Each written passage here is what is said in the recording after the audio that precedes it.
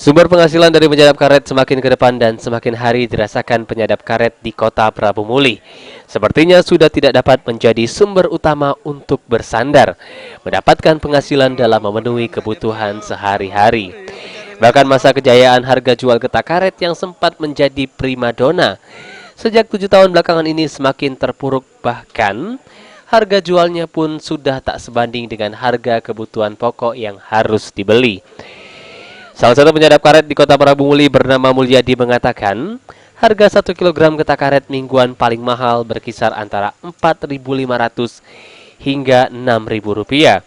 Sedangkan harga beras per kilogramnya sudah berkisar di atas 8.000 rupiah.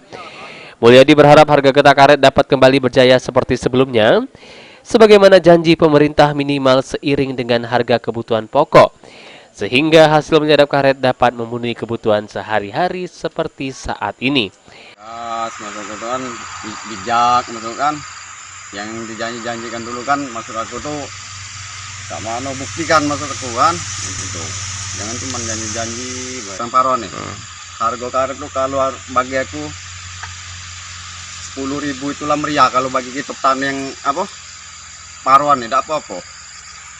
Serau semingguan itu kan, yang seminggu loh.